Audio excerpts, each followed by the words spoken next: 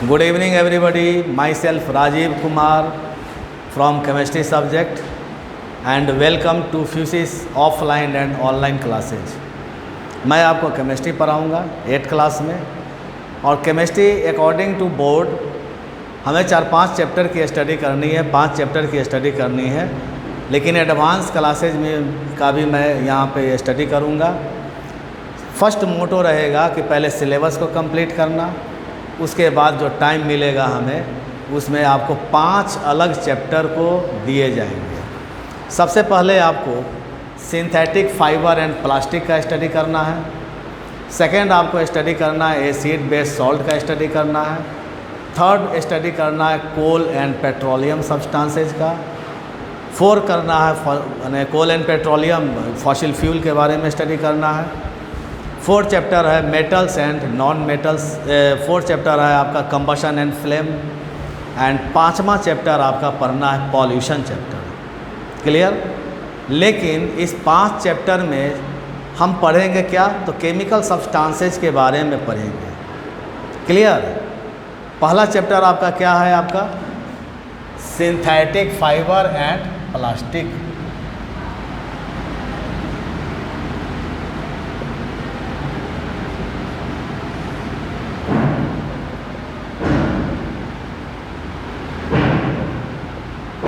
Syllabus का introduction हम लोग कर रहे हैं। सबसे पहला चैप्टर क्या है आपका, सिंथेटिक फाइबर एंड प्लास्टिक्स। ये जो आपके चैप्टर हैं, ये चैप्टर पॉलीमर चैप्टर से रिलेटेड है, पॉलीमर चैप्टर। सेकेंड स्टडी करना है एसिड बेस एंड सॉल्ट का स्टडी करना है। एक थर्ड चैप्टर हमने डाला है मेटल्स एंड नॉन मेटल्स क्या है, इसके बारे में स्टडी करना है। चौथा चैप्टर स्टडी करना है कंबशन एंड फ्लेम। 5वां चैप्टर स्टडी करना है फॉसिल फ्यूल यानी कि कोल एंड पेट्रोलियम सब्सटेंसेज का स्टडी करना है। 6ठा चैप्टर स्टडी करना है pollution of in air and in water. इतना हमें इस चैप्टर का स्टडी करना है। और इस चैप्टर में सबसे पहला चैप्टर क्या है, सिंथेटिक फाइबर एंड प्लास्टिक्स। कोई दिक्कत समझने में? फर्स्ट चैप्टर हम लोगों का है चैप्टर 1। क्या नाम है? Synthetic fibre and plastics. Clear? पहले समझ लो तब राइट करो। हेलो, पहले समझो तब राइट करो। Synthetic fibre and plastics. Synthetic fibre and plastic क्या है, तो ये दोनों के दोनों कहलाते हैं पॉलीमर ग्रुप कंपाउंड कहलाते हैं। समझ में आ रही कि नहीं आ रही है? ये दोनों किस तरह के कंपाउंड है? फाइबर एंड प्लास्टिक किस तरह के कंपाउंड है, तो पॉलीमर ग्रुप कंपाउंड है। भाई पॉलीमर किसे कहा गया, पहले ये समझे हम लोग। पॉलीमर ग्रुप कंपाउंड है तो समझेंगे ना भाई पॉलीमर किसे कहा गया। तो सबसे पहले पॉलीमर का स्टडी कर रहे हैं हम लोग। पॉलीमर किसे कहते हैं? मान लेते हैं कि छोटा छोटा 4-5 मिट्टी का ढेला लेते हैं।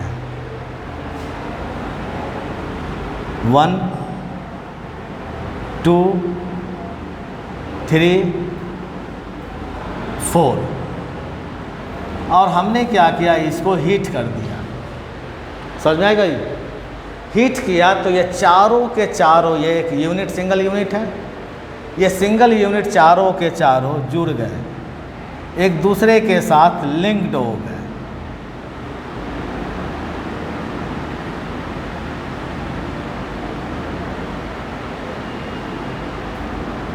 लिंक्ड हो गए। तो ये जो सिंगल यूनिट कहलाया, ये सिंगल यूनिट क्या है? These are small molecule. Clear? ये छोटे छोटे जो यूनिट हैं ये क्या कहलाए? Small molecule. और इस यूनिट को हमने जोड़ दिया तो एक सिंगल यूनिट आया। जो सिंगल यूनिट क्या चीज़ से बॉन्डेड है? एक बॉन्ड से बॉन्डेड है सिंगल यूनिट। तो फिर हम इसको क्या बोले? इसको हमने बोला बिग मॉलिक्यूल।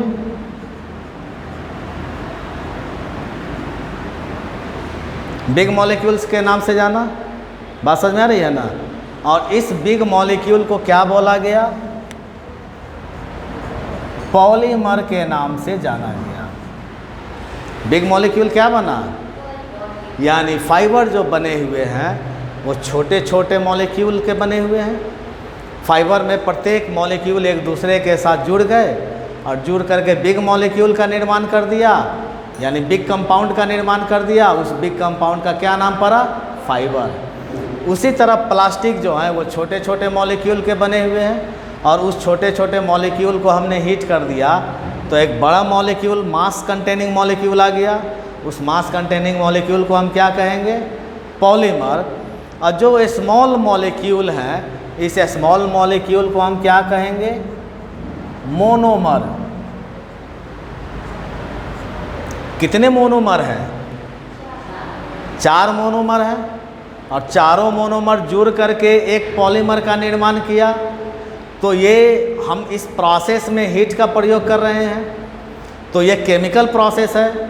अब इस केमिकल प्रोसेस को क्या नाम दिया गया? पॉलीमराइजेशन के नाम से जाना गया। इस केमिकल प्रोसेस को क्या नाम दिया गया?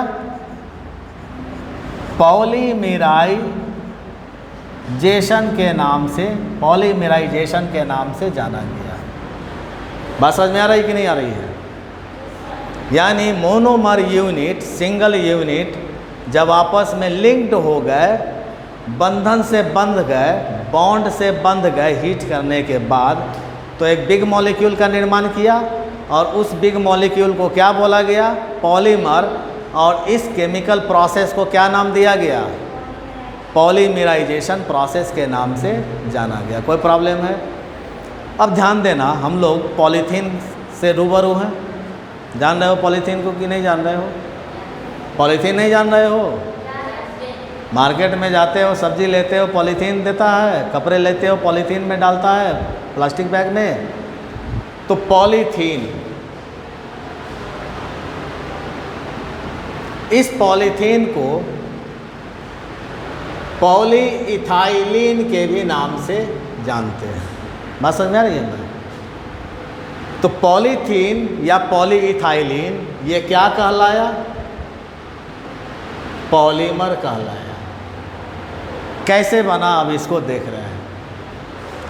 C2H4 plus C2H4 plus C2H4 plus C2H4, ये प्रत्येक यूनिट जो है ये स्मॉल मॉलिक्यूल है। और इस स्मॉल मॉलिक्यूल का नाम क्या है? इथीन, या नहीं तो इसको क्या कहते हैं?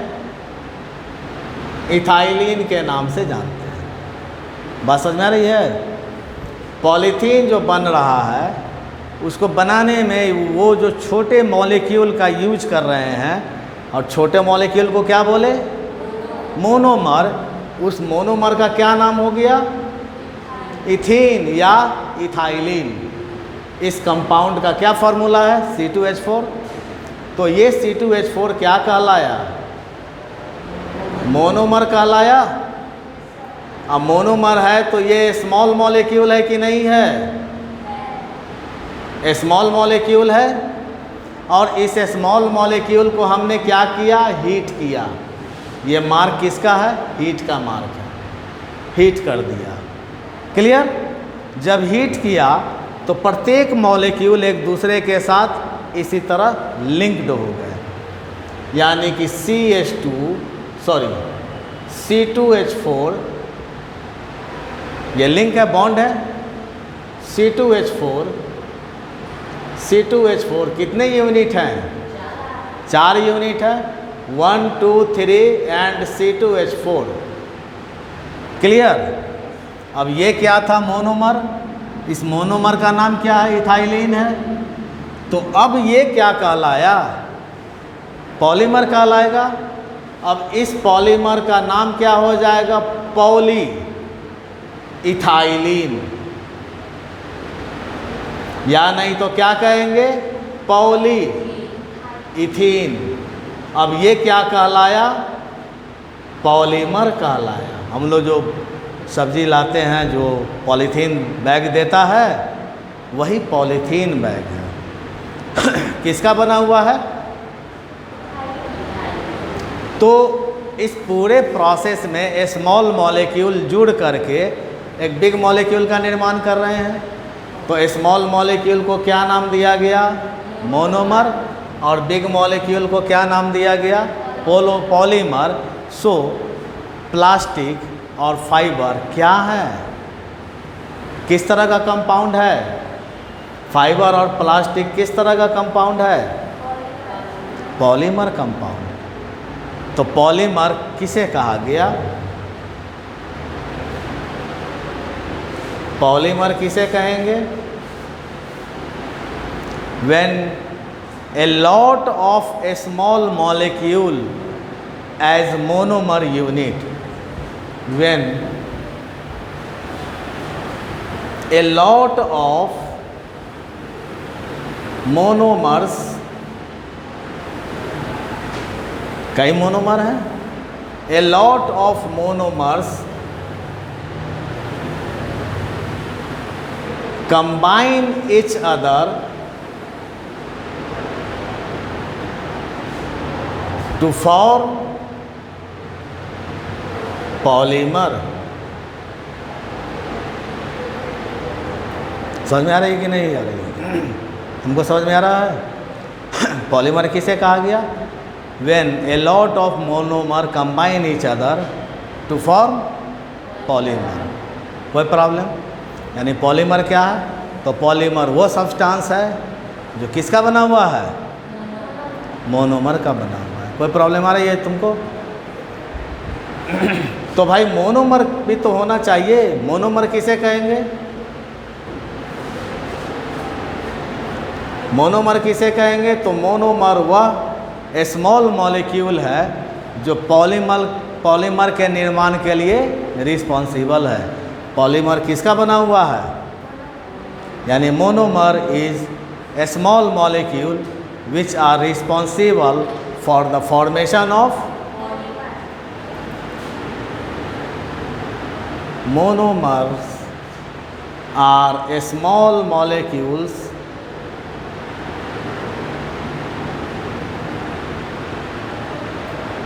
responsible for the formation of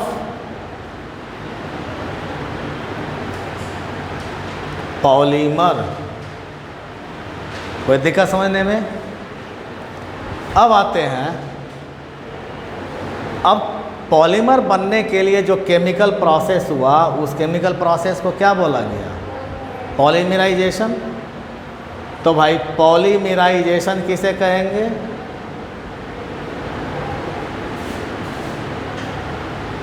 polymerisation वह केमिकल प्रोसेस है जिसके माध्यम से हम लोग किसको प्राप्त करते हैं? पॉलीमर को ना प्राप्त किया। तो polymerisation it is a chemical process by which polymer is obtained।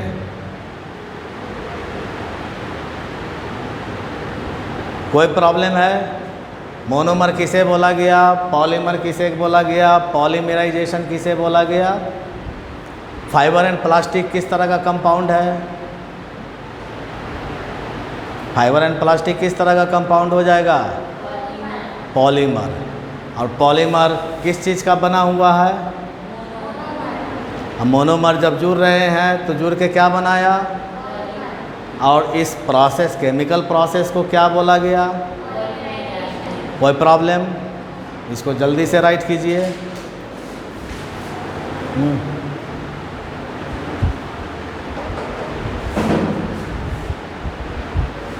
अब हम लोग क्लासिफिकेशन ऑफ पॉलीमर का स्टडी करेंगे, उसके साथ क्लासिफिकेशन हम लोग फाइबर का स्टडी करेंगे, फाइबर क्या होता है इसका भी हम लोग स्टडी करेंगे। पहले क्लासिफिकेशन ऑफ पॉलीमर। चूँकि फाइबर एंड प्लास्टिक जो होते हैं पॉलीमर ग्रुप कंपाउंड होते हैं, तो सबसे पहले हम पॉलीमर का क्लासिफिकेशन हम लोग करें।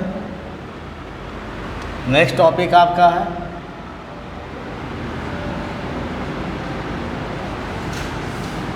Classification of polymer.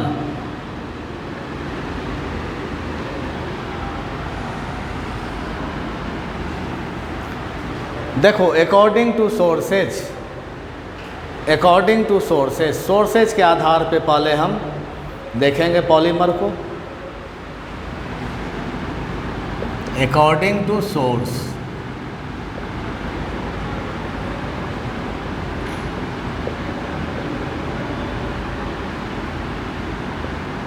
Polymer source के आधार पे दो तरह के पॉलीमर कहलाएंगे। एक पॉलीमर कहलाएंगे नेचुरल पॉलीमर। रुक जाओ भाई, कॉलेज के स्टूडेंट हो या स्कूल के स्टूडेंट हो? स्कूल के, तो फिर हम राइट कर रहे हैं, तुम भी साथ में राइट कर रहे हो, तुम्हारा ब्रेन डाइवर्जन हो रहा है राइटिंग पे। कंप्लीट इसको पहले देखिए, आराम से राइट कीजिएगा। समझना सबसे बड़ी ज़रूरी समझना सबसे पहला काम है। Polymer, natural polymer. Natural polymer का सोर्स क्या हो गया? सोर्स हो गया प्लांट्स एंड एनिमल सोर्स हो गया। बात समझ में आ रही है ना? जैसे ऊल कैसा पॉलीमर कहलाएगा? ऊन किससे प्राप्त करते हैं हम लोग? सिप से, गॉट से, हेयर से, रैबिट से। तो ऊल जो हुआ एनिमल से प्राप्त किए, तो ऊल कैसा पॉलीमर कहलाया? Natural polymer. Cotton natural polymer कहलाया। सिल्क वर्म से प्राप्त होता है, this is natural polymer. Proteins, हम लोग खाते हैं ना protein, natural polymer. Carbohydrates natural polymer. चावल खाते हैं, कार्बोहाइड्रेट की प्राप्ति होती है। कार्बोहाइड्रेट में क्या है? ग्लूकोज है, नेचुरल पॉलीमर ग्लूकोज भी कहलाएगा। फैट्स, ये सारे के सारे प्लांट नहीं तो एनिमल बॉडी से लेते हैं। तो प्लांट और एनिमल बॉडी से जो भी पॉलीमर को प्राप्त करेंगे वो पॉलीमर कैसा पॉलीमर कहलाएगा? जैसे ऊल जो है, ऊन जिसे हम हिंदी में ऊन कहते हैं, सिप के हेयर से प्राप्त करते हैं, गॉट हेयर से प्राप्त करते हैं, रैबिट हेयर से प्राप्त करते हैं। समझ में आ रही कि नहीं आ रही है? तो किसके हेयर से प्राप्त किए? एनिमल के हेयर से प्राप्त किए। सो दैट ऊल कैसा पॉलीमर कहलाएगा? Natural polymer. कॉटन जूट से हम लोग प्राप्त करते हैं, तो प्लांट से प्राप्त कर रहे हैं हम लोग, तो ये कैसा पॉलीमर कहलाएगा? Silk, jute. सिल्क किससे प्राप्त करते हैं? सिल्क वर्म से प्राप्त करते हैं। जूट प्लांट से प्राप्त करते हैं। प्रोटीन, हम लोग दाल पीते हैं, प्रोटीन में बहुत ज़्यादा दाल में बहुत ज़्यादा मात्रा में प्रोटीन होता है, तो प्रोटीन भी कैसा पॉलीमर कहलाएगा? Natural polymer. हम लोग चावल खाते हैं, कार्बोहाइड्रेट मिलते हैं उससे, कैसा पॉलीमर है? Natural polymer. ग्लूकोज, शुगर, ये सब कैसा पॉलीमर हो जाएगा? फैट्स एनिमल बॉडी से प्राप्त करते हैं, तो ये प्लांट बॉडी से भी प्राप्त करते हैं। फैट तेल निकालते हैं, सरसों का तेल निकालते हैं, सोयाबीन का तेल निकालते हैं, बादाम का तेल निकालते हैं हम लोग। तो ये फैट तेल क्या कहलाया? फैट कहलाया। और किससे प्राप्त करते हैं? प्लांट और एनिमल बॉडी से। यानी प्लांट और एनिमल बॉडी से जिसे हम प्राप्त करते हैं, जिस पॉलीमर को प्राप्त करेंगे वो पॉलीमर क्या कहलाएगा? और नेचुरल पॉलीमर का सोर्स क्या हो जाएगा? प्लांट एंड एनिमल्स हो जाएंगे। क्लियर? दूसरा पॉलीमर कहलाता है सिंथेटिक पॉलीमर, जिसका सोर्स सिंथेटिक सोर्स है। मैन मेड सोर्स होते हैं सिंथेटिक पॉलीमर का।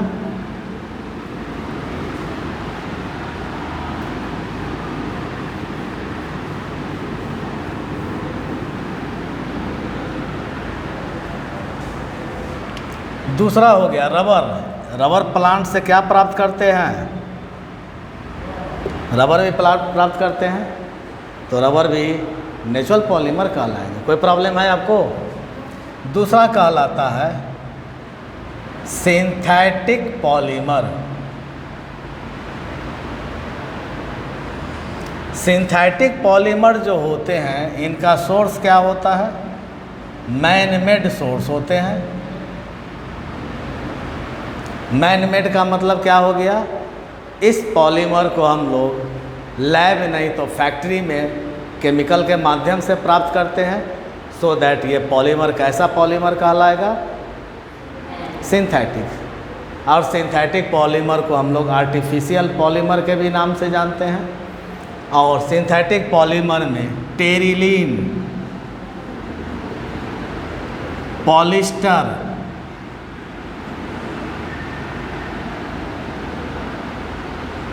पॉलिस्टर का धागा होता है, टेरिलीन का धागा होता है, नायलॉन का धागा होता है, पॉलीथीन,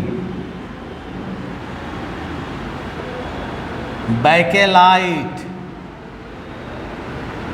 मेलामाइन, ये सारी चीज़ को हम लोग पढ़ेंगे इसी चैप्टर में। क्या होता है बैकेलाइट, मेलामाइन क्या होता है, पॉलीथीन क्या होता है, टेरिलीन क्या होते हैं, पॉलिस्टर क्या होता है, नायलॉन क्या होता है, ये सारी की सारी चीज़ों को हम स्टडी करेंगे इसी चैप्टर में एक एक करके। तो ये सारे के सारे सिंथेटिक पॉलीमर हैं और इस पॉलीमर को लैब नहीं तो फैक्ट्री में बनाई जाती है डिफरेंट केमिकल्स के माध्यम से। तो बनाने वाले कौन होते हैं? तो मैनमेड पॉलीमर कहलाएगा। और मैनमेड पॉलीमर को क्या कहेंगे हम? Synthetic polymer. एक और पॉलीमर होता है जिसे कहते हैं सेमी सिंथेटिक पॉलीमर के नाम से जानते हैं। देखो, सेमी सिंथेटिक पॉलीमर जो होते हैं, कुछ नेचुरल पॉलीमर जो होते हैं वो गुड क्वालिटी के नहीं होते हैं। जैसे नेचुरल रबर, नेचुरल रबर जो होते हैं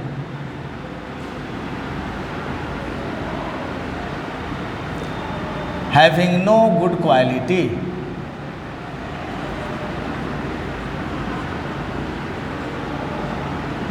नेचुरल रबर जो होते हैं वो गुड क्वालिटी के नहीं होते हैं। सो दैट इस नेचुरल रबर में क्या मिलाते हैं हम लोग?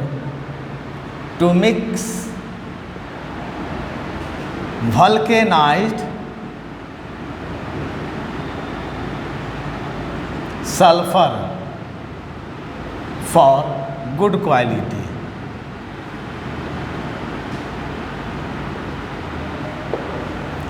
वल्केनाइट सल्फर का मतलब क्या हो गया? वल्केनिक इरप्शन होते हैं ना, ज्वालामुखी जब फटते हैं तो उसके नीचे से जो लावा वगैरह निकलते हैं उसमें सल्फ़र पाए जाते हैं और वो सल्फ़र प्योर 100% प्योर स्टेट में होते हैं। उस सल्फ़र में किसी तरह की कोई इम्प्योरिटी नहीं होते हैं, तो उस सल्फ़र को क्या नाम दिया गया? Vulcanite sulphur. अब नेचुरल रबर के पास गुड क्वालिटी तो नहीं है, so that to mix vulcanised sulphur for good quality with किसके साथ? Natural rubber.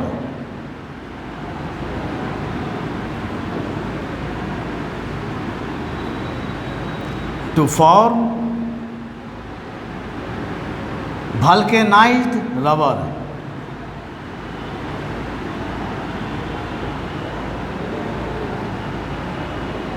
क्लियर। और वल्केनाइज्ड रबर का क्वालिटी कैसा होता है? Good quality. समझ में आ रही है ना? तो ये सेमी सिंथेटिक हुए, सल्फर मिलाया, केमिकल मिलाया, नेचुरल रबर में मिक्स किया, और नेचुरल रबर में क्या मिलाया? Vulcanised sulphur. दोनों को मिक्स करके हीट कर दिया तो एक अलग क्वालिटी का सल्फर मिला, जिस सल्फर को क्या एक अलग क्वालिटी का रबर मिला, जिस रबर को क्या बोला गया? Vulcanised rubber. तो vulcanised rubber is semi synthetic polymer. Clear? कोई दिक्कत इसमें? यानी कि वल्केनाइज्ड रबर इज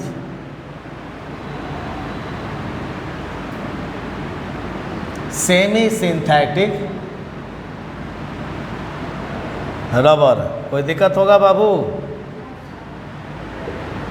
फिर से समझिए इसको। पॉलीमर को हम लोग क्लासिफाई कर रहे हैं अकॉर्डिंग टू सोर्स के आधार पे। तो सोर्स के आधार पे पॉलीमर कितने तरीके के हुए? पहला क्या कहलाया? नेचुरल पॉलीमर, जिसका सोर्स नेचर से ले रहे हैं, प्लांट और एनिमल से ले रहे हैं। तो प्लांट और एनिमल के माध्यम से जिस पॉलीमर को प्राप्त किया उस पॉलीमर को क्या बोले हम? Natural polymer. और नेचुरल पॉलीमर का एग्जाम्पल क्या हो गया? Wool, cotton, silk, jute, protein, carbohydrate, glucose, fat, sugar, rubber, starch. ये सारे के सारे स्टार्च भी हैं, कार्बोहाइड्रेट ग्रुप कंपाउंड। ये सारे के सारे क्या कहलाए? दूसरा पॉलीमर क्या कहलाया?